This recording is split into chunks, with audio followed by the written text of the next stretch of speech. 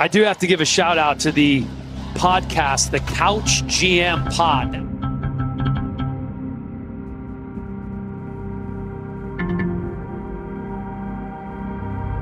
Kirby Moore officially introduced to the Washington State alumni the other day in Pullman. We're going to cover a bit of that. We have a great episode today. We have a WSU Board of Regents member on the episode to try to dig into some of the behind the scenes of funding within the university and where things are going. You could share your comments below on the conversation that we have with him. And then also we have on Braden Clark to talk through the upcoming Famous Idaho Potato Bowl between Washington State University and Utah State. So first off, if you aren't already, make sure to subscribe to CougFan.com, subscribe to their premium membership for all things WSU athletics. If you're looking to score a touchdown with your mortgage financing on your next home purchase or refinance, reach out to myself, Connor Webb. You can visit LeonardConnorWebb.com, licensed in Washington, Oregon, California, Idaho, or Arizona. And also, if you need some solar, you can reach out to Dylan. You want to kick that extra point after scoring a touchdown, hit me up. And as we've been pushing, join the Cougar Collective, scan this QR code right here, join the push to increase the NIL so that Kirby Moore has all of the support behind him so that we could have the best roster possible heading into next season. So to start off, we got to talk about the Kirby Moore press conference as Kirby, baby. As head coach Kirby Moore. I think it's pretty cool. We talked on prior episodes about having a guy with local ties, local roots, maybe a guy that is wanting to stick around in this region for longer. Obviously, he went to Boise State, but he played high school football in Prosser. So initial takeaways from his presser. Yeah, I mean, I think everybody's going to think about the first thing he said, Mountain West, and it's just like, it's like, is he going to correct it? Oh, he didn't. It was a stomach drop, but like he's talking about his prior stops at Fresno State and Boise State. I mean, it was a slip up, and other than that, I thought he hit a home run. One of the biggest things we heard was at the end of his presser, like, if you are an alum, the program is open. We need you back. We've seen guys like Hussein Abdullah say they just really haven't had the opportunity to get back into the program. You need to get guys like Michael Bumpus. You need to get big time Cougs back into it. It's as a collective fight. But I mean, he said we're going to throw the ball and we're going to run the ball. And I like hearing a little bit of that dynamic. I'm glad that we're not going to have to watch what we saw this year offensively. It's going to be exciting to see what Kirby can do. Can he bring Bo with him? Like, that's a question mark right now. He would absolutely run the Pac-12. And it's like kind of something similar to what we said with John Mateer. Like, yeah, John's going to go off to Oklahoma in the SEC. Well, he proved himself right. He proved me wrong. I thought they're going to go 6-6. They're here in the college football playoff final. But we all said John would just absolutely dominate this schedule that we saw this year. Bo's got that opportunity if Kirby can bring him. That's a tall ask. Don't get me wrong. But very excited for what Kirby's going to do. And you see the young kids and, maybe just gives you an aspect of like, all right, now you talked about growing up and having memories here in state. He talked about it, the misses really taking a huge sacrifice over the last 5 to 6 years with Kirby bouncing around the country. I mean, imagine, being the wife of a college football coach. That's insane. So they get to go back home, be in state. You've got your brother Kellen a phone call away, who's now coaching the New Orleans Saints. Yes, the New Orleans Saints. And it's funny, all these Eagle fans hated on Kellen Moore. A lot of them now look at their offense this year. Hello, we're seeing the same thing with Missouri and their fans. I saw somebody make a comment. Well, he threw for 25 yards against Arkansas. Shout out Wazoo Jubu. He came back in. He said, why throw the ball when you ran it for 350 yards? So very exciting. Who can he retain? Who's going to be the quarterback? Who's the staff? The assistant salary pool stays the same, $4.5 million. I put a tweet out. Boise State this past year, $3.36 million for their assistant coach's salary pool. Jim Mora's getting $5 million allocated via Colorado State. So when we take a look at that, yeah, that's very competitive in the new Pac-12. I'd expect to see Kirby's number starting with a 2 and with a point something. We'll obviously be on the lookout for what those contract details are, and especially what the buyout details are after year 1, year 2, year 3. But very exciting. We've got a couple clips to play as well from his press conference. But what did you take away from it? Yeah, I thought it was good. Other than that slip up, I mean, first time head coach, first time you have to give a press conference. He was nervous. I also, watched some of the follow-up interviews. It was cool to the podcasters and the reporters that were there to get him firsthand, and we're working to get him on as well. But I mean, he seems like a pure football guy. It's like him, his brothers playing in Prosser. He talks about growing up just playing football, going to Washington State, spring practices all the time on the sidelines. Like, he was at Washington State. He got offered his first offer was from Washington State. But because his brother, Kellen Moore, decided to go to Boise State, he decided to follow him over. He was 2 years behind Kellen. And so I think, I mean, it's obviously, we'll see what happens, but I think he has genuine roots here to where it is realistic for him to stay long-term. And that was the biggest thing for me. It's like, we got to get a local guy.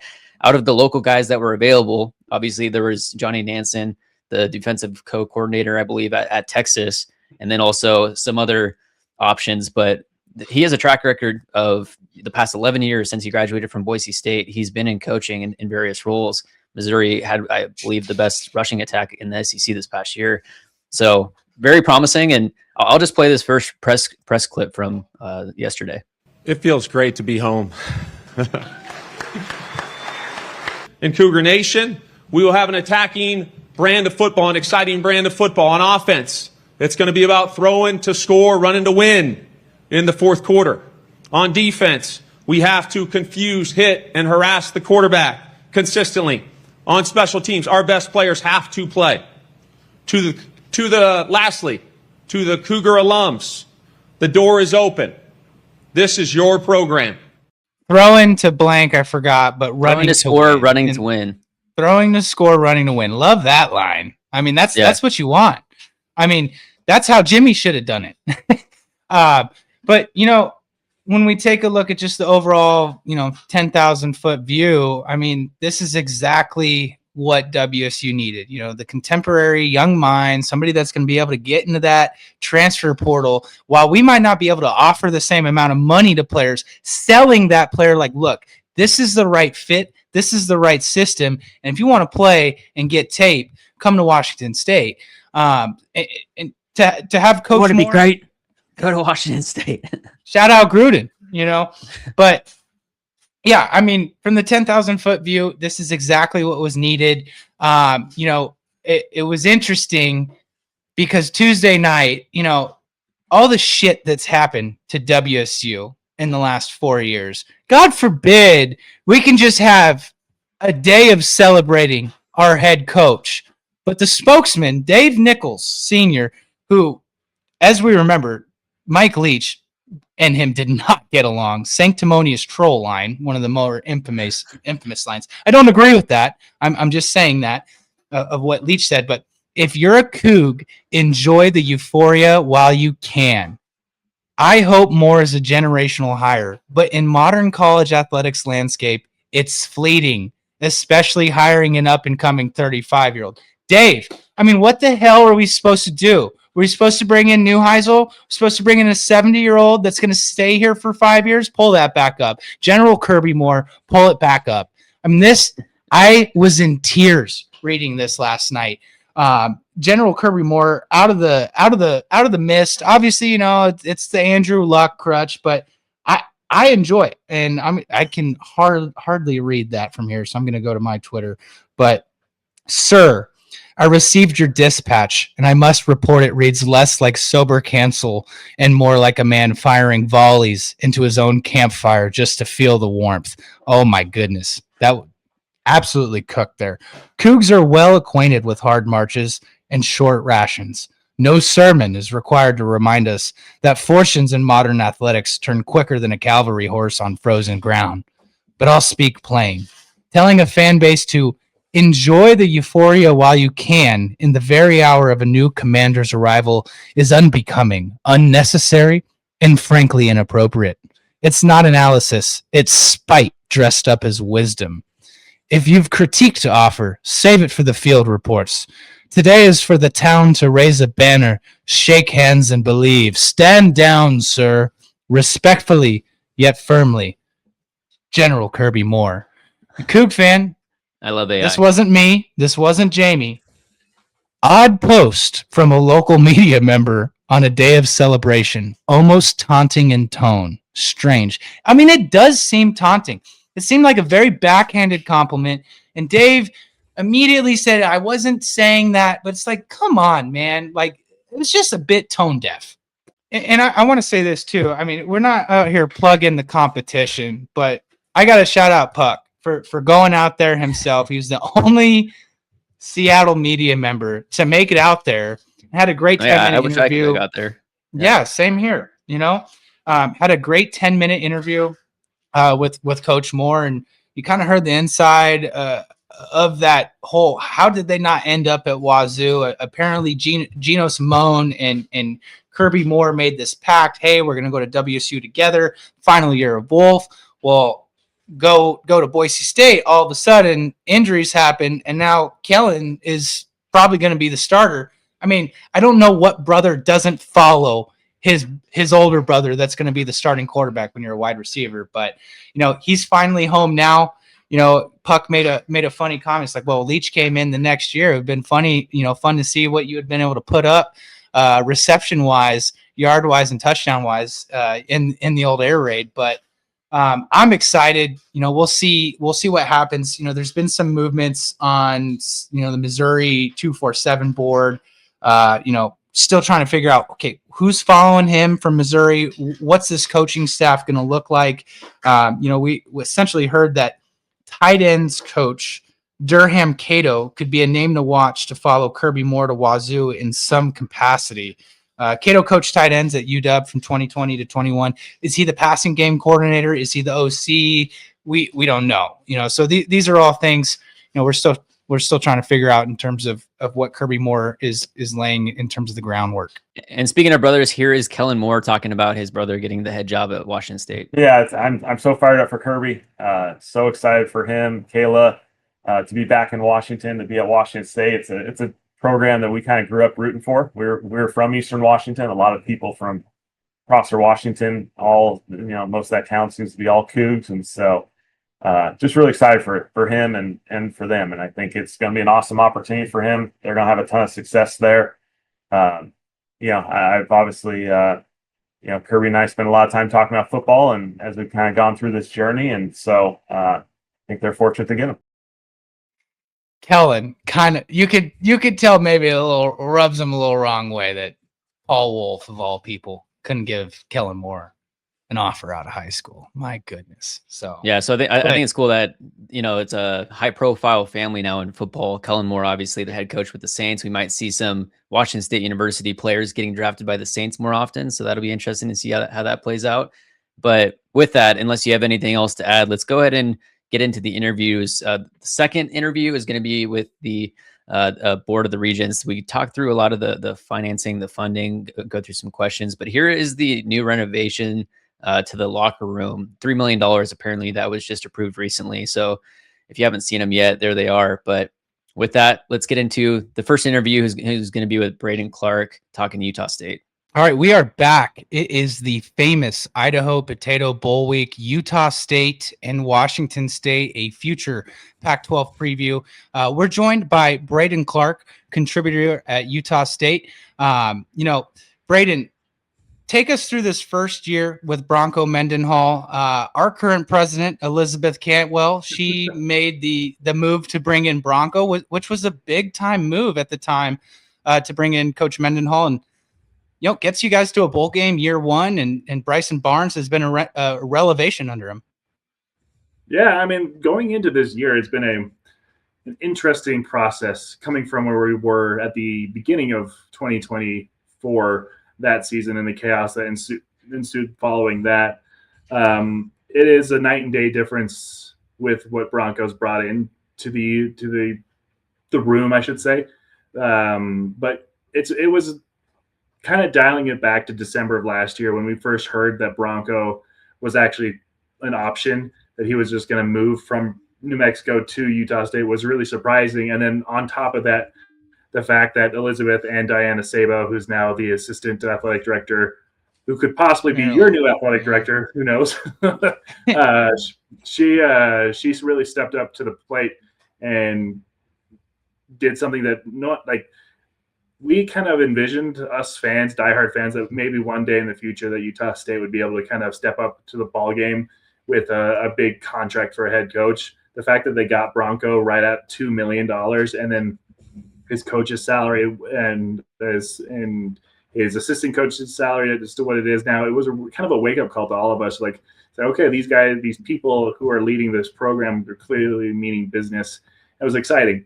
And I grew up in Utah County for most of my younger years until I went to college. So I grew up, going to BYU games with Bronco down at BYU, and it was just really kind of a full circle moment as an Aggie, a diehard Aggie fan now, that I knew what he was capable of down at BYU, and now what he's bringing up to Utah State is very similar to what I experienced as a kid down there. And yeah, I mean, just you couldn't be more pleased with what we got from that first year, because last year, that team was split at the seams. They lost their head coach within like a month. Like, I think it was just over a month from the season starting. And then, we had 2 or 3 players who ended up transferring off that team. But I would have bet that decision happened in like spring. We had lost most of our team. The fact that happened at the beginning of July was just happenstance that nobody could leave because all the rosters had been set around the country. So that team was split at the seams, and the fact that they won 4 games last year was just a huge win. But they needed a lot of cleaning house after all that happened. Bronco comes in and really establishes himself, and if there was one player who would benefit from being behind Bronco Mendenhall, I think is Bryson Barnes. And I think we saw it this year. He really bought into that system. He is very similar to something like Taysom Hill was for Bronco back in that time. That kind of same mindset of just a guy who will basically do anything the coach asks for him, and he'll put his head down and run through a guy if he needs to, or he'll throw a 50-yard bomb for a touchdown too, or he'll run and scramble for 80 yards and get a touchdown. So he's a really awesome player. It's a shame that the team around him really didn't live up to the expectations, because this year for him was setting up to be pretty special until kind of the midway point of the Mountain West Conference season. But overall, 6-6 is solid. Hopefully we can end it with a winning record. We haven't had a winning record since our 2021 season. But overall, I'm excited. The fact that we're back to bowl eligibility. We've done it 11 of the 13 years that we've been in the Mountain West Conference. So, which is staggering to say, because of where we started coming into the Mountain West to where we finished it is pretty awesome, in my opinion. Yeah, let's keep it on Bryson Barnes for a second. So he leads the team in both, obviously, passing, but then also rushing yards, and he's 4th in the conference in passing yards. Can you just walk us through like a bit of his story, how we got to Utah State? Obviously, he had some time at Utah and then he came over.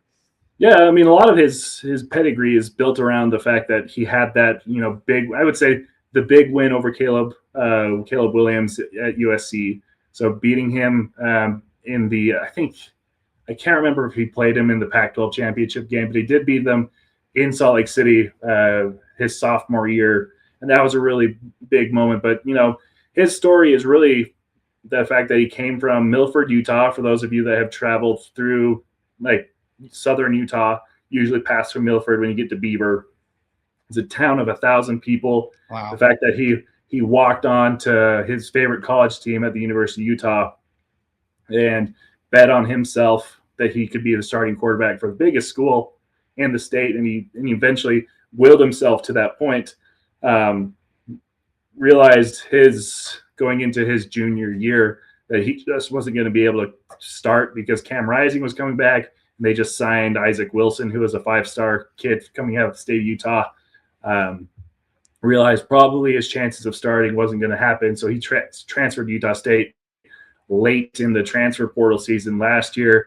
Didn't really get any buy-in from the previous administration, but he was on the team, and they didn't really believe in him that much. So he kind of was the backup quarterback for most of the season last year. saw some flashes of what he could be. But then this year, this was the first time in his entire career where he went into a summer. It's like, hey, you're the starting quarterback. And Kevin McGibbon, our offensive coordinator, and Bronco Mendenhall just gave him the reins. And we finally got to see. He probably set himself up to being probably a practice squad quarterback in the NFL, considering where he started from. The fact that he has that opportunity, I think, is a really cool experience. And I wasn't a believer in Bryson at the very beginning, but like this year was just, you couldn't deny how great he was for us. In terms of, it's funny, we get into bowl season and we're only worried about the transfer portal. A lot of stuff has to change in this sport. WSU is, we've got a defensive coordinator that's coaching us that's, already in Ames, Iowa. I don't feel great about it, but hey, it is what it is. How has Utah State's outlook for this offseason? How is that looking? How's retainment looking? And then what's like the NIL look like over at Utah State? I would say that right now, the only person we're missing in this game is Braden Pegan. He's already announced that he's transferring. He was our all Mountain West Conference, all conference wide receiver. So losing him is a real blow for the offense for sure. From what I understand is that after Monday, we'll probably see a lot more names go into the portal as normally. It is what it is. Both sides. And I'm just grateful that we have players who are, waiting till after the bowl game to kind of put their name into the portal. But I mean, it is what it is. And unfortunately, that's kind of the nature of the game these days. As far as NIL and for Utah State is a very young program that it doesn't have alumni who are interested in football. From 1970 to about 2010, they had about, I think, 7 winning seasons. And wow. One of the worst run football programs in the entire country. So you have about 5 decades there or 4 decades there of students, alumni who just kind of came to Utah State and left and didn't really care about football. You're going to see a lot, and that's really impacting our NIL. Now we have a few older members who are kind of stuck through it, but like our younger generation, so from 2010 to now, you're going to see the most dedicated supporters of Utah State football. And they're the ones that are like donating a lot to the NIL. Unfortunately, it isn't where it needs to be to compete at the top ends of even the Mountain West. And Broncos said that, and that was kind of Diana Sabo. Her big kind of push is to getting Utah State fans to really buy into this new realm of sports, because it's very old school thinking here. It took a really creative thinker like Diana to come in and really push the needle about like, hey, let's get some real dollars into this. And we actually did pretty good for Utah State last spring. I think we raised about like $1.5 million into our NIL, and which is huge, but it's still not enough to compete. And as of what Broncos has told us, and we'll probably not see an impact on this on the transfer portal, is that he doesn't use his NIL for transfers. He's using it to retain his players. So he's giving them that incentive. Say, hey, if you stay, you're going to get this amount, this amount, and this amount. So he's not using that to go out and buy players, which is, we'll see if it works out. I mean, you're seeing like the dividends of, for Oregon State, who spent millions of dollars on NIL and players that really didn't work out for them. I think Broncos looking at that. It's like, okay, let's reward, players like Ike Larson who decided to stay, or, Bryson Barnes and things like that, instead of going out and buying a quarterback who would be here for a year and then not have any ties. Yeah. And then last question for me. So walking through the famous Idaho Potato Bowl, what do you expect from this upcoming matchup between Utah State and Washington State? Do you even like what does an opponent of Washington State, what are they looking at? What are they focusing on? I think that you're going to see a lot of Bryson Barnes in this game, just because, especially with Braden Pegan being out, you're going to see a lot more trickeration, I think, between him and Anthony Garcia, who was our third string wide quarterback going into this season, who's now our, I guess, second string wide receiver going into this game. He's thrown, I think, 3 or 4 touchdowns this year, and he's caught a number of them, and he's also ran for a few as well. So they do a lot of kind of wildcat with him and Bryson Barnes on the wing as well. So you'll see a lot of that on offense. You got Miles Davis and Javen Jacobs, who are two really talented running backs. Miles Davis more of a receiving back than anything, but so you'll see a little bit of mixture of that. And then you're going to see really kind of below average offensive line. Most of the time the Aggie fans are kind of will say that the offensive line has kind of been playing against Utah State this year. It's just when Utah State plays really well, so the games against like Fresno State that we went into Fresno and beat them, the offensive line played really well. Games like against UNLV, Boise State, those other games that we kind of let slip through our fingers, the offensive line really kind of struggled, and the offense really kind of struggled to get going in those games because we were like, 1st and 20 because of a holding call or a false start and stuff like that. So our offense has got good skill positions. We'll see what it's like without Braden out there, but Brady Boyd is a really solid slot receiver. And then we have a couple of good tight ends as well with Josh Sturzer and Brock Lane as well. But they've been more of a blocking tight end duo this year than I thought they would be. But they're both capable of doing stuff. It just depends on how capable that offensive line is holding up is really. And then on the defensive side of the ball, it's a defense that I think has improved a lot since the beginning of the year. Back half, I think you got pretty solid safeties with Avinger and Ike Larson, who Avinger was an all-conference safety, and Ike probably would have if he played all season, but he missed those first, I think, 5 games.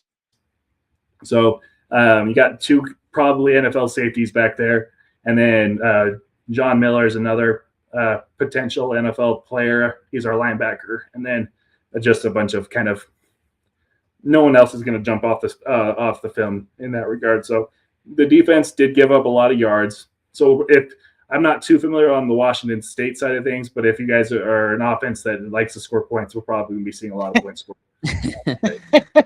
Whoa! Let's hope we can score points. Yeah, we're gonna hope we can score. And this is my 2-part question to end here. Would you say I tuned in for the last, the 4th quarter of that Boise State game, and there was procedural penalty after procedural penalty where Barnes had like a 20-yard scamper at the end to try and win or tie. Was that maybe a microcosm of what you guys have seen with that O-line all year? There was if it wasn't like a holding penalty or a misaligned player or like illegal motion on the offense, we kind of felt that all year long.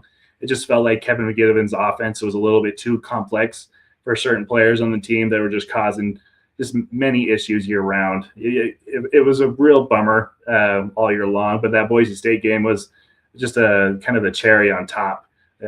That and like even dialing it back to that UNLV game, it's just Bryson Barnes was so spectacular against UNLV that the fact that game isn't a W for Utah State is just a really sour pill to swallow. Yeah, all year long that we just have struggled so much on the offensive line, and like I said, when they do well and they don't commit those dumb penalties, Utah State usually wins. It's just the issue is that they've been pretty 50-50 in that because we're 6-6. I'd be remiss if I didn't ask about a wonderful basketball program that Utah State has. You take a look at the Craig Smith years and you go into Ryan Odom, and then from Ryan Odom to Jared Calhoun. It seems like not a single coach. My goodness, yeah, I forgot about Danny. Quick turn. It just seems like not a single coach skips a beat with the program. You guys have a great fan base, a great home court advantage as well. Would you say more people are more inclined to maybe push their NIL and their dollars towards the basketball program at the moment as opposed to football? Yeah, I think ultimately, like I was saying earlier, football has been one of the worst run programs for 40 years. So there's been a long generation of Aggies who just don't care about Utah State football. It's not the same with Utah State basketball. Utah State basketball is just the lifeblood of Cache Valley. And when things are cold and there's a lot of snow, you can still expect a sellout here. And so it's awesome. And to go to your point of just a consistent, it's really been 7 years. I mean, we had a really great run in the WAC years, but it took from 2013 to 2018 for Utah State to really get the ball rolling in the Mountain West, kind of recruiting those type of players that can compete in the Mountain West. And once we figured that out, it really it just avalanched or snowballed into what we know it now. And it's been really cool to see, because on the Aggie side of things, it's almost become like players around the country are noticing what Utah State has to offer. So we don't have as much NIL as, New Mexico does or San Diego State does, but you're seeing guys like, Great Osobor, who is a lower P4, low major kind of six man in the Big Sky, and sees that he can come to Utah State and become what he became. And you see other guys like, MJ Collins, who is a journeyman P4 player, who didn't really get the opportunity, but he sees that, like, oh, I can go and play in the Mountain West in front of 10,000 people every single night and put up 20 points a game. So he came over here from Vanderbilt. And so I think slowly we're seeing, like, coaches are noticing Utah State as an opportunity for them to, springboard their careers. But also I think you're seeing players who are just looking for their second chance, that are like, I can go over to Utah State and play in front of 10,000 people, which is becoming an incredible anomaly in college basketball these days.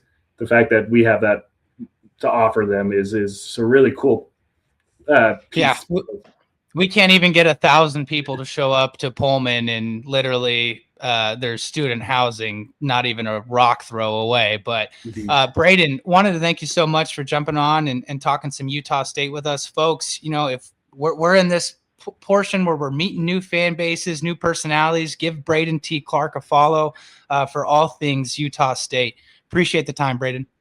Take care, guys. Thank you so much. All right, Enrique, thank you for jumping on and taking the time to share some clarity into the Washington State Board of Regents, some of the people that decide, which direction the university is going to be heading. But I guess let's start there, because there's so much ambiguity or, just gray area to where it's like, what does the Board of Regents do? Yeah. So if you just want to walk through big picture, what does the Board of Regents do? Well, we hear that a lot, when I'm on campus and other regents and that, and they'll ask, okay, well, why are you connected to the university? Well, I used to go there 50 years ago, but you tell them we're on the Board of Regents, and people go, okay, what's a regent? And so we're appointed by the governor. I was appointed by Jay Ensley. And I started on the board in March of 2020, just in time for COVID. And so since then, we've had a lot of ups and downs, a lot of crises that we've gone through. So there are 11 on the Board of Regents. We have not one person that represents the faculty, that's a faculty regent. And I think their term is like 3 years. And then we have a student regent, and the term there is a year. And everybody else is, I think there's 9 of us, and they usually try to balance it from around the state and all of that. We have, I think, a very diverse board right now. Jeanette Ramos is our chair. I'm the vice chair. Others that have been in that position before as well. We have some very strong women on the board, and that's good. I mean, I like the gender diversity and the diversity. I'd have to say that we all get along. We're all pretty good friends, and we've become that. But as regents, we're really kind of on a higher, I wouldn't say a higher level, but where our vision is to see kind of the direction of the university, looking from where we have policies in place, so finances, all of those things, and making sure that the university is meeting its policies as far as our direction for the future. And I think one thing that might be an interesting thing for people to know is that we don't get involved in the day-to-day personnel issues, like hiring an AD, hiring a football coach. That is a decision made, in this case, the football coach is by the interim AD, John Harlow, who did a great job on this, and then the president. And, she was very involved in this, and was also vocal about the type of person that she was looking for. Someone, as she would say, contemporary, meaning probably young or fits in for those young people, because you got to relate to the young people today. And the coaching business has changed dramatically, that you have to be someone that relates to the kids, and with the NIL portal, all that stuff. It's a whole different ball game. So a coach that needs to understand that as well as coach the game. So anyway, back to the Board of Regents. We're really there to make sure that the university is moving forward, that the policies set for the university are being met. The biggie is hiring and firing a president. And so we hired a president that came on board in April of this past year, and she stepped right into, a big deal. And she came from Utah State, and she hadn't been there very long. And then, she was someone that, came into the process of when we were looking, for a president late. But I think from the very beginning, and, it was unanimous that we wanted her. She was the type of person we were looking for. Someone that was bold, that was going to bring some sense of direction as to where we're going. And this is a very tough time for higher education, because it's not just, even before the change in what was happening at the federal level, we're facing tough financial issues and issues too about whether you should go to college, which has become a very big issue. And then the changes at the federal level that have been, it's unpredictable, and it changes every day. You guys all know this. I mean, all of us as Americans wonder what's going to happen tomorrow out of the White House. And for higher education, that's hard. That's hard to plan. It's like the people that are dealing with tariffs. I mean, it's hard to plan as to the direction, research dollars, all of these things were affected greatly by all of that. So there's a lot. There is a lot. And for our new president, she's running, to try to keep up with everything. And then athletics, that has changed dramatically. It's a whole different deal. It's a whole new ballgame, really. So I guess starting with the hire of Betsy, what went into the hiring of her? Obviously, she's very athletics forward publicly that the university needs to focus there. So what went into that hire, and where do you see her leading this university? Well, there was a big process that we had. We appointed a search committee. It was a big group to kind of cull down the people that we were going to eventually ask to be a small group of finalists. So we had those meetings and conversations with the different people.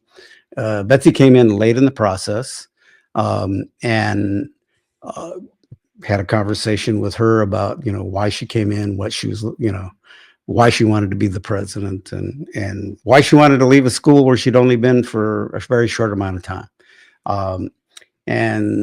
And then, she made the final group. And I think what stood out for us is just the fact that she had a real sense of direction of where she wanted to take WSU. And we were looking for somebody that was going to be bold, that was going to make decisions, that was going to, take us in the next step of where we're going for Washington State University. And our feeling was that she was that person.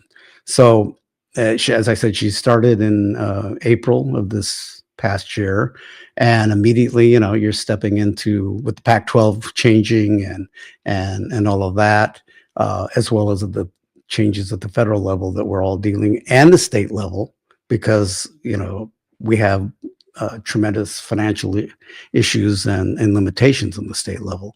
So dealing with all of that. So, like I said, she started in running from the very beginning. And, she also made it clear that athletics very important. And that, as I said earlier, in the front porch of your school, because if you have a winning program, your enrollment's going to be up, alumni is going to contribute. There's going to be this sense of we're a big deal. We're a lot of passion for that. So the better your football program is, good.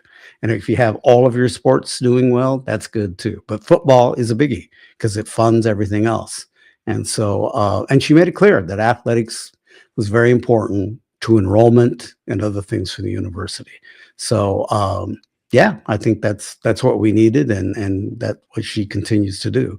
I think she's made herself visible and is trying to do that even Absolutely. more so. That's a good thing. That's a great thing that she's out there, trying to connect with the public and the alumni and the students. She's not just hanging in her office doing whatever. So it's a good strategy there for her to do that. We have a good marketing communication team. Pam Scott's doing a great job getting that out there. So trying to tell people that, and particularly Cougs, that we need their support. And if we have a young, vibrant football coach coming in here with his family, and he wants to be here, and he's got that connection to the state and central and eastern Washington, which will also help because his father was a very prominent high school football coach. And anybody who knows about Prosser and football in this state knows that they're pretty good. And so should have a good connection with high schools. So I think, we've got an opportunity here, particularly as we go into this new Pac-12, to have something that's pretty special. We got to win. I mean, that's all there is to it. But we got to win, and we've got a good coach, and that's where it starts right there. So yeah. Taking a look at what Betsy's done so far, she's been loud. She's been out and about, like we've said. She's really kicking ass, in my opinion. Just to say it shortly, but I would agree. I would agree. Also, one thing I've been noticing, we're starting to see more education on NIL coming from, the athletic department, or whether it might be those, I can't think of the name, but you order your food at a restaurant, COVID, we're going to. Kiosk. QR code? Oh, QR code. Oh, yeah, the scan thing. Yeah. The QR code. Yeah. The QR code. Like, it's nice to see Hey, that. dude, I knew that, and you're younger than me, and I'm an old guy. Jeez. Oh, my goodness. I know. It's a tongue twister. You got me red over No, there. that's all right. That's all right. But I mean, how much of it is educating alums when we hear a number of only 4,500 donors and we have over 250,000 alums? I mean, is that step one? I mean, obviously step two is getting the word out. But you take a look at Facebook groups, you've got a diehard Coug page with 35,000 members in there, and not even 4,500 members in the CAF. Right. I think there is an education component to this. I've talked to numerous people that are donors that maybe at a smaller level, and they're trying to understand what NIL is or why there is an NIL, and just giving them an explanation. And I think for a lot of people who are wondering, okay, they're always asking questions about why do we pay football coaches so much? Why are we even doing NIL? What's brought that about? So there is that education, from going back to the Supreme Court ruling on it to how it works, why it's important.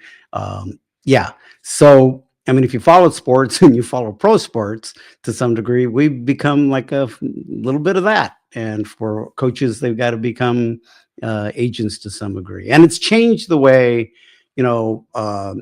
football operates at a university, general managers and things like this. We have to think about the fact that, we had donors step up to new scoreboard that we're going to have, and a new sound system. That's part of the game day experience. So we're going to hopefully improve that dramatically. I mean, you guys saw the game at Virginia, and Zeve had trouble at the end there because the crowd was so loud, and because they knew how to produce it so they could be throw him off a bit, how they use the music. If you go to a Seahawks game or a Kraken game, I mean, those things are produced. It's produced. So, it's like a television production or a radio show or a podcast. It's like how you're going to draw people in, what's going to make them excited, how they're going to gear up. I was at the Seahawks game last Sunday with Phillip Rivers, almost beat us. And but the thing is that how they generate the crowd, how they get them pumped up, all of that.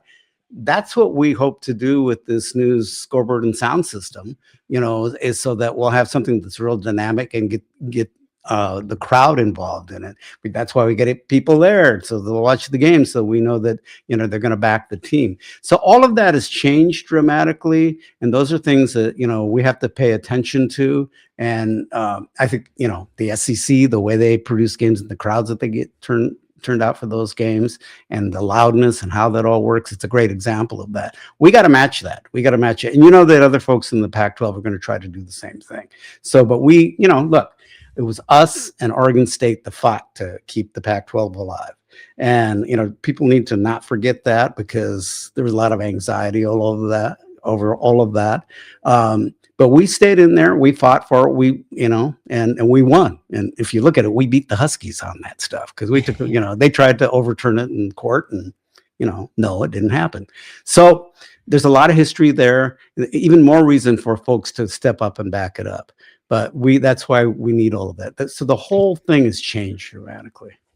But back to your point of education, yes, I think that's an important deal. I think the other thing is that we count on the big donors, and yes, those 4,500 that are that. But we need the grassroots, people that can, maybe you can't afford that, but if you're a Coug and you can do something, if you think that we have 250,000 alumni, and every one of them to at least put in $100 or something like that, that's a pretty good chunk of change. So maybe we need to think about that and how we can manage that as well.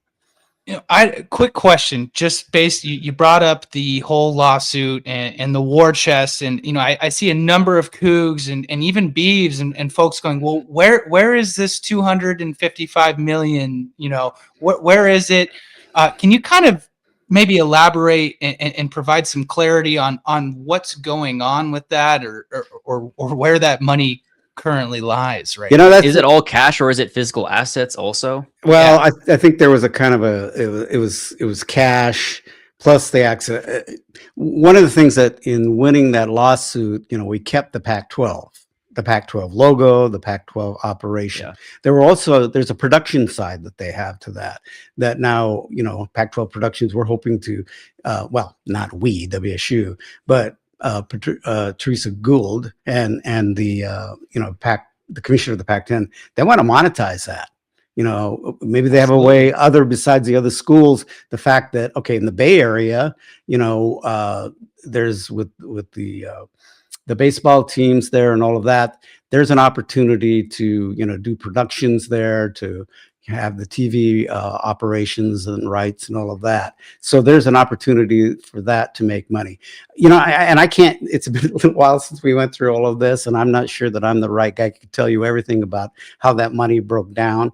But, I know that people are saying, oh, we got this big war chest. Well, some of that had to go to the other schools. I think you have to remember. We had to pay back money. There was also another lawsuit involved in that dealt with the Pac-12, and I think Comcast or something like that. So there was money there that had to be, paid off on those things. So even though we got a good chunk of change on that, some of that already had to go to other things that we have. So, and I don't want to, I'm not sure that I know everything about it, and it's been a while since that all went down, so I don't know that I can tell you all of that. If you talk to John Harlow, maybe he'll do that. He could probably give you all of that much more accurately than I could. So I don't want to, mess that up. So yeah, but I think that people were wondering, well, where else all this money? We got all this money. Well, a good part of that also had to go for other things, so that was part of it as well. Yeah. So now talking through some of the renovations, like, Dylan went to Boise last year and he came back and he was like, we need LEDs in the stadium. We need all this stuff, like the experience. And, we end up getting it this year. It's going to be $12 million in renovations to the lights, the sound, the turf. Yeah. And then there's also, it just came out recently that there's $3 million for the locker room upgrades. Yeah. Those renderings were great. Yeah. Yeah. So can you walk through the fan on, how much control the Regents has onto where the funds are going? Is it the donor that specifies, hey, I need this to go specifically to here for me to write the check? And to the person that thinks that it might be more useful for those funds to go towards the product on the field. Yeah, I think, donors sometimes specify where their money is going to go to. Like the Taylors stepped up with the sports complex, the indoor sports complex, and that's where their money went to that. Others have done the same.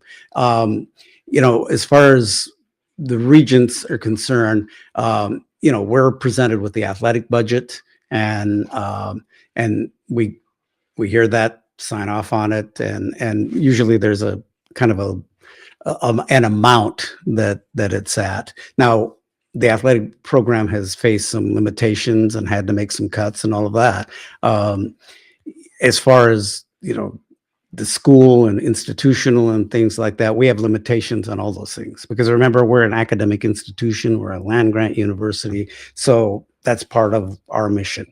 And we have to keep a tight budget because we're facing lots of other issues financially. So we don't make those complete decisions as to what money's going specifically where, particularly with a donor, because that's if a donor wants certain things and they're going to commit to that. Just like the donors that stepped up to say, yeah, we'll help fund, which, by the way, they did step up to get the money for the new scoreboard and the renovations with the sound system, new sound system, and with the turf and all of that. So, that was, again, you have to remember, that was a donor thing. That wasn't, and which is a good deal, that donors are stepping up to do all of that. Yeah. So I don't know that I can answer your question completely there, but we're not really the ones involved with the specifics other than the overall budget and signing off on that budget and making sure that hopefully they'll have what they need. But in these tight times, it's tough. It's tough.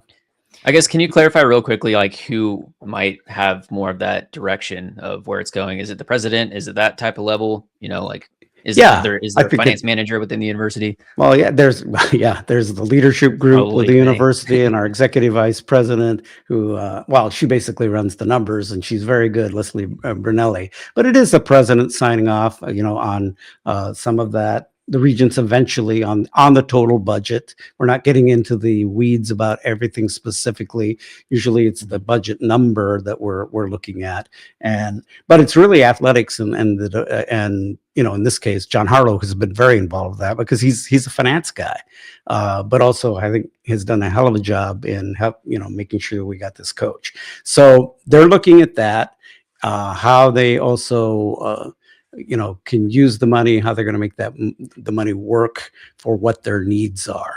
So that's really athletic department, and in this case, John as a financial guy, and others involved in that too. So that's pretty much how it's done. Yeah. No, in terms of the athletics budget, I believe 74 million this past year. What are you guys taking into? Can we expect more institutional support? Do we expect that budget to be around the same of the 74? I mean, is there any details you can go into possible more institutional support for the program? I can't at this point because I really don't know until we're presented a budget for the year, and it's kind of early on that. I think that I think we have to look at what the other schools are doing as well. We know that we want to have the athletic department have the funds it needs in order to do things. And I think there's also limitations as far as institutional support to what we could do, because you have to remember we're facing other financial limitations, that in many cases, particularly at the federal level, that were totally unpredictable.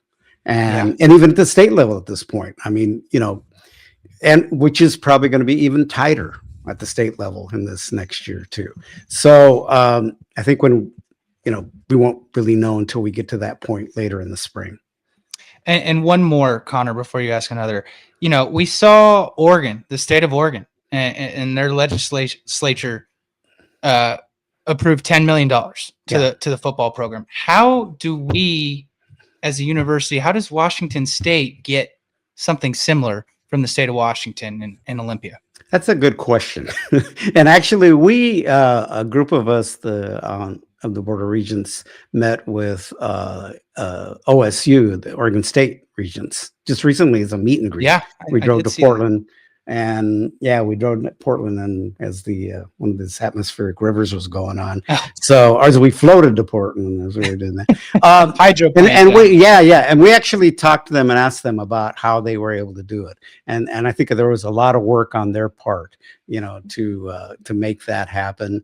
And I think each state legislature, you're looking at a real political issue here, and whether they're willing to step up. And I think in this case, the Oregon legislature was willing to do that. Now, in our legislature, I don't know. I think it's a tough one, and I think for us specifically during real lean budget times, that kind of ask is tough to make. Now, can we get something to happen? How we get that something to happen, I don't know. But maybe that's when you're facing the limitations that our state is dealing with right now, budget wise. I think it's tough. I think it's really tough. And I think that goes back again to, we'd love to have the state step up. I'd love to have the state step up more for just higher education in general, because we need that. I mean, we make, we recently had a study done on looking at the economic impact that WSU has on the state of Washington. And I don't have that sheet right in front of me, but it's huge. We bring, just the fact that from our research and various things, we bring a hell of a lot of money into the state. And so we want to grow that. And we want legislators to understand, and the governor to understand, I like Ferguson a lot, but he's a Husky. And so we have to educate him a lot too, that, I recently went to an event and brought him a Vamos Cougs shirt. And there you go. And I just said, hey, by the way, remember there's a lot of Cougs that voted for you. So don't forget that. So, there's a little bit of education that has to go to that. And he knows he's the governor of the whole state. But yeah, we need that support as well. But this comes back to what we need from Coug Nation. Let's be serious here. We need Coug Nation to step up, And again, if the big donors that have supported us, great. We hope you will continue to do so. But we can't always count on them all the time. But other folks, and in their way, step up and support athletics, because supporting athletics will increase our enrollment and eventually helps the university altogether, and helps, the health of the university financially in every way. And we all want that. If you're a Coug, you really want that. So that's what I think what our greatest need right now is for Coug Nation to step up. And we have a great opportunity to do that right now with a bright young coach who's got this strong commitment to the state of Washington. There's a strong commitment to this legacy of football from where he grew up. And like I think I told you guys earlier, I grew up in Wapto. So we used to play those Prosser guys, and they kicked our ass all the time because they were big farm boys. But they always had great football programs. And Tom Moore was a legendary high school coach. And, and so we got a guy that has just, football has been part of the family. But also, I think what he really understands is that it's important to Washington State. And it's important for Central Eastern Washington, but the whole state. But I think it's going to bring something to us that's going to be unique. And I got a feeling we're going to have an exciting football team, because, he wants to throw the ball. And everybody loved the days of Mike Leach. Maybe there was a little too much throwing at times, could hand it off here and there. But let's face it, in those days that Leach was here, and Gardner Minshew and all of those guys, it brought a lot of energy to the university and school.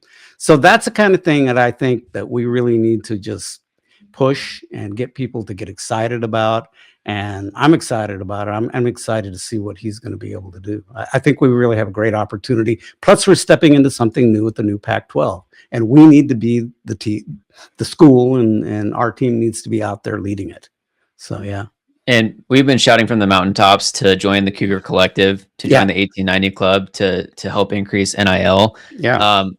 I'm curious if you could talk through kind of, obviously we're heading into the new Pac-12, and our university is facing potentially different challenges than other universities. Whereas, like, let's say a Boise State, to where maybe their academics aren't as hefty as ours, and there's reasons why they weren't in the pack in the past. And so that program was able to take all of their resources and devote it to athletics, because that blue turf stadium and that team is the university. Versus Washington State, we are high in academics. And that's one thing that we take pride in, and we devote a bunch of funds to that. But because we're heading into the new Pac-12 with a new media deal, we're taking a pay cut. So if you could just talk through maybe the challenge that we're facing compared to some of these other universities, or how we're looking to. I think the big challenge is that those guys want to be us. You know what I mean? They want to be, because they weren't in the Pac-12 before, other than Oregon State. So they want to be part of what the Pac-12 was, you know, especially. And they want to be on that level. They want to be able to move into, so they can be part of the Power Four, or maybe we'll be the Power Five. So they, you know, they're all looking to lift their programs up and to, you know, and they want to do what we want to do, and that we want a vibrant football program that's going to help every way, the health of the university, and bring that image out there, that kids are going to want to come there. And then you have a winning program. It's all going to help everything. So, you know, so we can't be idle here, because we know those guys they want to catch up, and they want to have an athletic program that's going to be excellent. So, you know, Boise State has had some big donors come, and they've had good football teams, let's face it. So that hasn't hurt them at all. And so I think all of the schools that are joining the new Pac-12 have that in mind, and they've had donors step up to pump in money. So it isn't going to be the Pac-12 of the past. It's just not, because you know, that is gone. That is gone. But it's a new Pac-12. So as Cougs and our programs, we need to be the leaders in this. So again, it comes back to our alumni and others to step up so that we can stay ahead, so that we have the facilities that we need, so we have the ability to, you know, pay the coaches and make sure that we can get the players that we need through NIL. It's going to be really competitive. So for us to also make sure that, you know, we're going to stay ahead of the pack in the Pac-12, we got to have the resources. And so that comes back to, again, donors and alumni stepping up. Do you think certain overhead costs can be moved to the broader university? I don't know. I know what that means. What do you mean? Just overhead costs in terms of the athletic programs. You mean past debt and things like that? Yeah. Those things? No, I don't think so. I think to some degree, we might need some legislative help with that, you know, and see whether we can deal with that debt. That we still have some of the past debt that we've had, you know, in building the new the complex that we have, the football complex and all of that. So how we manage that's a tough one. It's a real tough issue. So I can't answer that specifically, no. And one more I had regarding students. Do you, you know, what can you explain how the student passes work? Like, people say, hey, let's make it mandatory. Let's increase the student, you know, is there need to be a student vote on that for that to happen? Well, we've had that. We've had the student vote on that. And actually students have stepped up with that. And they've been actually very creative in how they've managed, not just, you know, the passes, but other things whenever they wanted to increase things. And they've done a good job about getting out there and informing other students about why they should do that. They probably did it a hell of a lot better than the administration or anybody else, you know, because they're creative in how they want to do it, and student leaders. So I think that, you know, we'll need the help of the students to do that, to make sure that we do that well. And, you know, I think it's important to have that if we can, but we'll have to see. Yeah, I was in the Crim Zone the first few years that was there, so yeah, definitely need the student support. I guess for clarity, like, where should fans of the university focus their funding? Like, where should they be sending it? Because feels like there's different buckets. There are different things. I'd say, you know, if you want to. There's the collective, and then there's the NIL fund. There's just the athletic department in general. I think everybody, those that are going to contribute, they need to do a little education on their own to see what will help. But I'd say giving to the athletic department that's a good place to start. The NIL fund, the collective is another place, because that's how we're going to get the players that we need. So I think all of us as Cougs need to look at, okay, where do I want my money to go, and how, particularly when it comes to athletics, and decide what they think best their dollars are going to help. I think right now we really need help with the NIL, and that's important if we can do that. I mean, look at what Jimmy Rogers went to. He went to and the money for NIL there was $20 million, something like that. 13 of it was allocated to the football program. And just Yeah. 5-6 years ago, we saw in the Alamo Bowl, Washington State and Gardner Minshew beat Brock Purdy and Iowa State. Right. So there's a very good story. It was done by the Athletic, but it was also in the New York Times, about how Iowa State kind of turned around their athletic program, because it was not doing well. And and that a lot of that had to do with kind of developing the grassroots and getting the supporters of Iowa State to step up.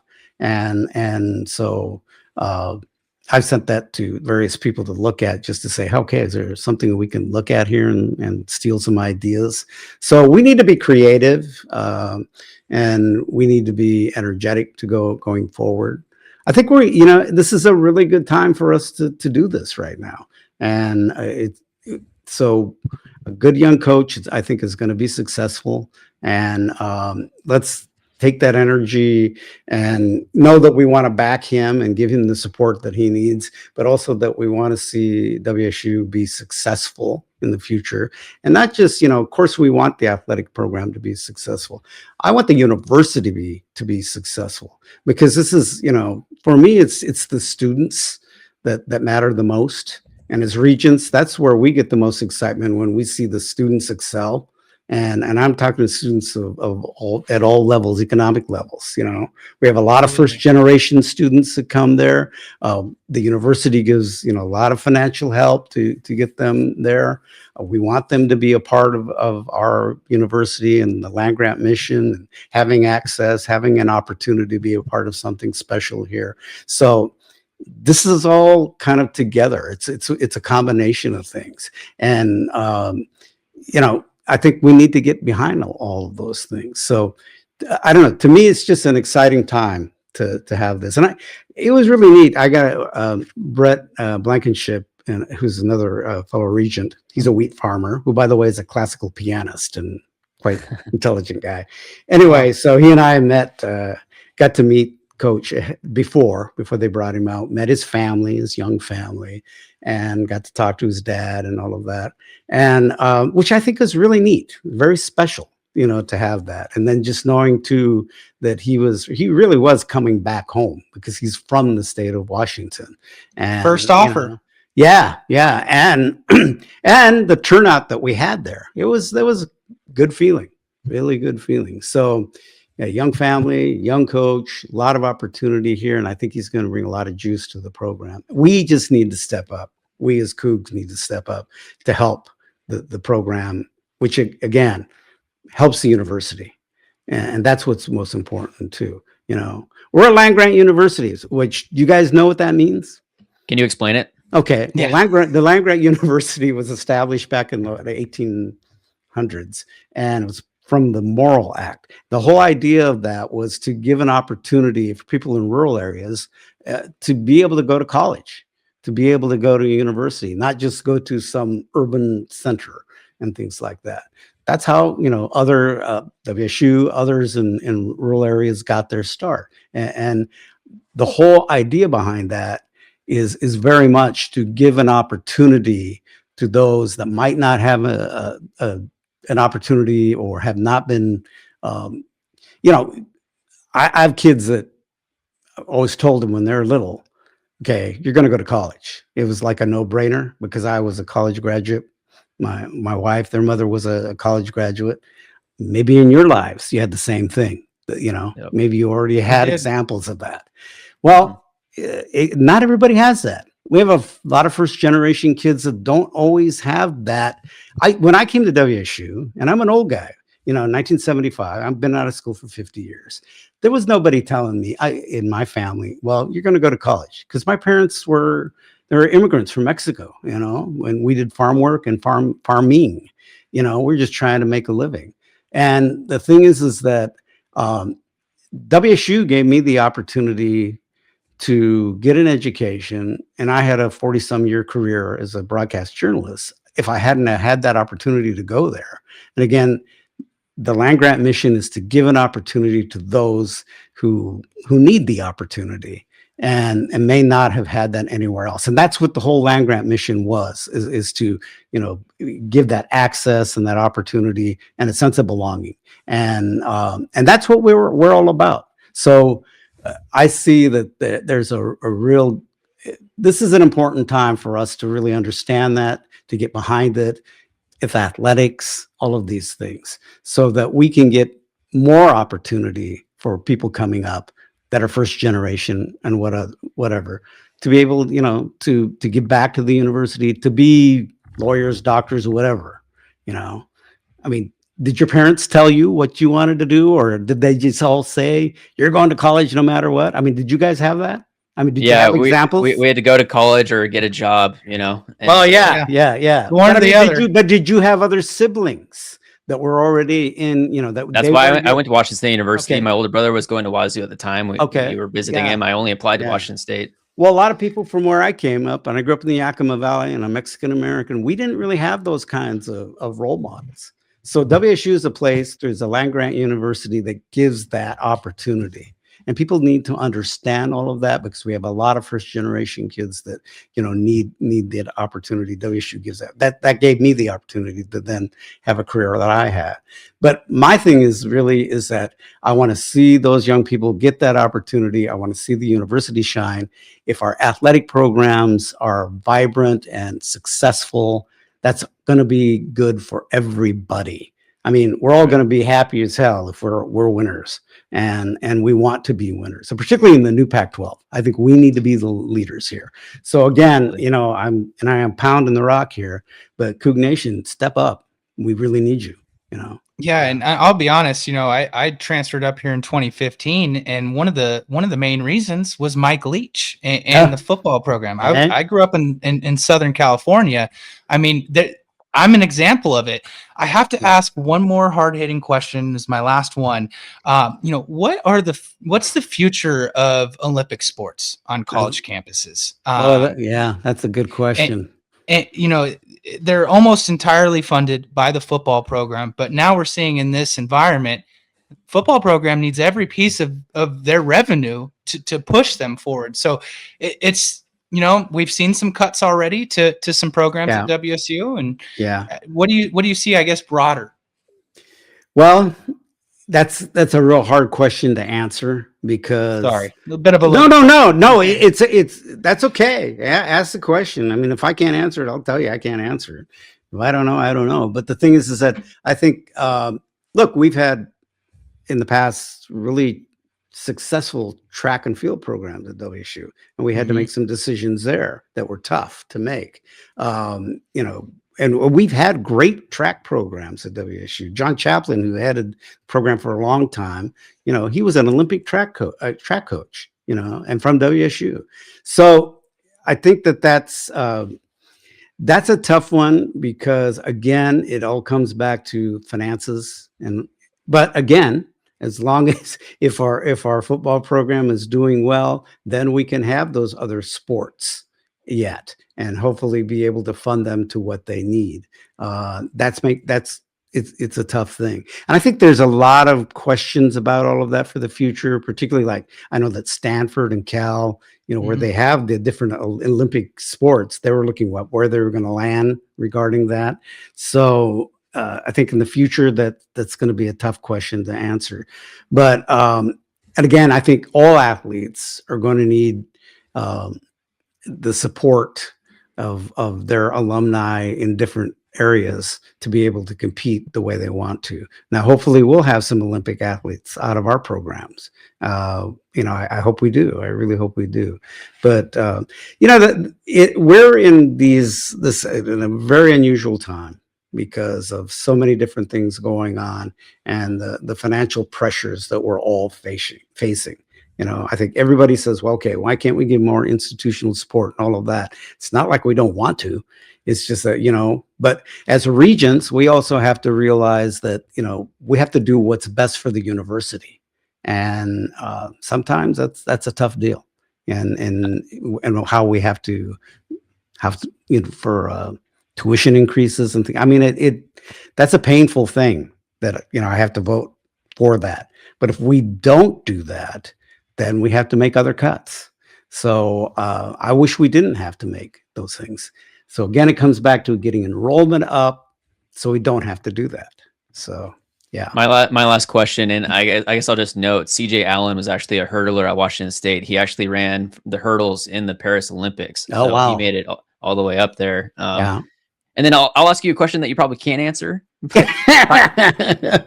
Private equity, private funding. That's becoming something in college athletics. I mean, would the Regents have any say in that? Is that something that a Washington State might consider, or is that like a land-grant university not going to touch that?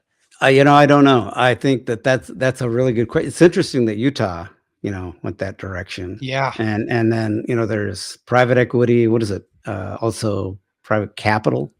Right. What's the difference between the two? I think it's the same thing. I'm pretty sure. I mean, well, yeah, but in different ones. Yeah. But one's a loan, and then the other one is upfront money. I think in the case of private equity, and it's like taking ownership.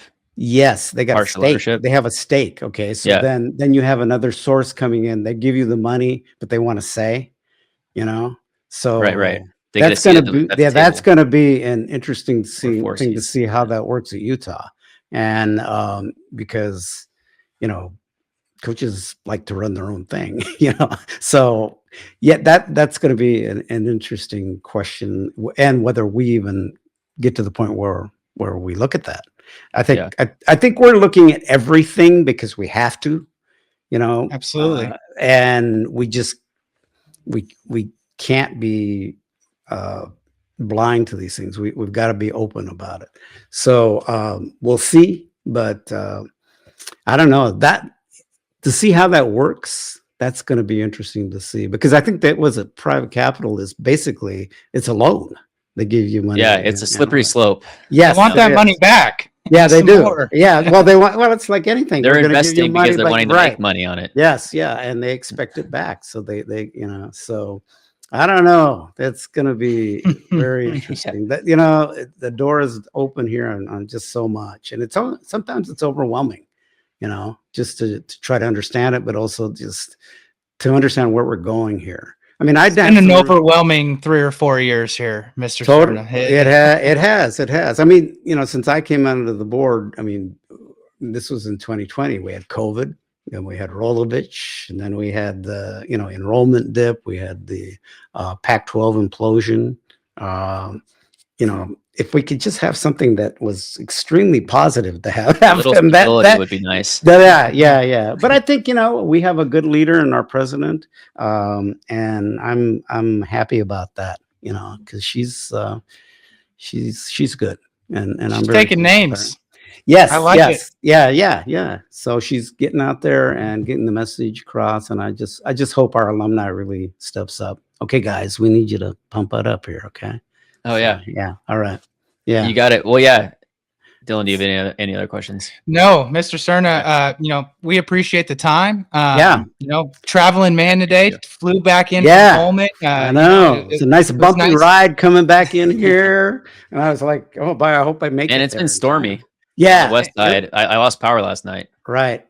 Yeah. We'd also be remiss in thanking one of your friends, the great Jack Thompson, for setting this up and introducing us. And don't be shy. We'll maybe get you back on in the future. Sure. Maybe I can really explain something well. Then Yeah. You got to remember we deal with a lot of stuff. So but No, yeah, I I really think- appreciate the insight. Yeah. I'm just very honored to be a part of the board since I'm a graduate of the school. My son's a graduate of the school, so it means a lot to me. And I just hope Cougs just help us out and step up. And if you love the school as much as I do, just know that got to give back. Got to give back. So yeah. Absolutely. All right, Thank you. Go guys. Cougs. Thank you. Go Cougs. Thank you and go Cougs.